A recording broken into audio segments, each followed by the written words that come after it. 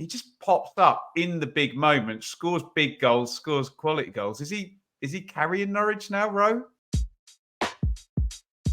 I am going to go back to Friday night, and my goal of the week is Jonathan Rowe's individual goal at Hull for Norwich. Absolute filth, wasn't it? Complete filth. And you look at it when he picks it up. I often think this when you're judging a goal. You think, what are the chances of this turning out to be a goal? When he picks it up and they're not defending badly. It was the three moves, wasn't it? It was the right foot to the left foot, and then how early he hits that shot. It's a superb goal, isn't it? I'm totally with you on this one, Sam. Yeah, I was just trying to think of one that it reminded me of, and I've just got there as you were talking. I mean, it reminded me a little bit of the way Merson and Teddy Sheringham used to play. I'm sure Teddy Sheringham got one like that. They were both kind of masters with the outside of the right foot, which is a real tough skill, especially if you're moving. Tarab's goal in the stupid season. Was that what you're going to say? Yeah.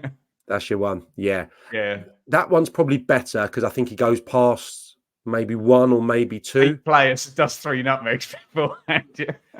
Yeah. So I think that one is better, but there is a touch or maybe 2 touches within that sequence on Friday, which are just brilliant. I mean, he's a bit, he's just a player that gets you off you at the edge of your seat. And maybe it's that consistency that's kept him from breaking through until this point, because he's had some poor games this year. I thought he was poor. At Portman Road, and I scored twice.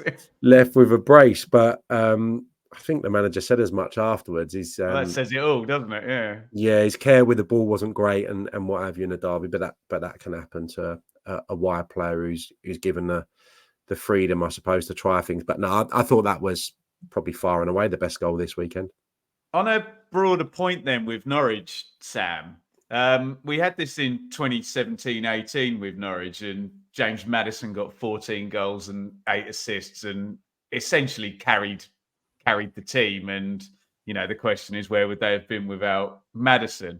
He's got 11 goals and 2 assists, 25% of Norwich's goals this season.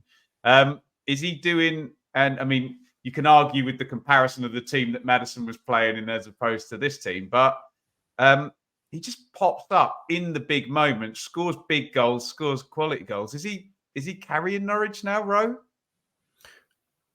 Yeah, I mean, he had such a great start to the season, but that was because he was playing in a good team, wasn't he, for the first month, when he had fully fit teammates, experience, and the nucleus of the 18 that David Wagner could name on a Saturday was pretty good.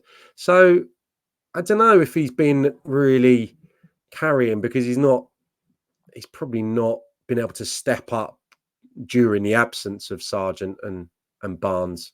That would have been an astonishing feat. But no, he's had a brilliant season, but I don't think we're in kind of Smodic's Blackburn territory here. And we'll see now that they've got some bodies back. We'll see what they can do in January as well. But there's no getting away from, he's been probably the surprise package of the season. I can't think of, Smodic's would be in the conversation as well, because of, he's never been someone who can carry the goal scoring burden, I would suggest. But yeah, it would be interesting to know if Rowe was really in the picture in pre-season as well. If he's had a stellar pre-season, and people within the camp at Norwich probably would have known to a degree what potentially could come this season. It's just mere mortals like me and you who have just kind of watched a gasp as he's continued to notch. So yeah, he's having a great season, and he was very, very unfortunate not to make our Championship 11, right? If he continues like this, could be Jack Clark or Somerville or someone getting left out into the season.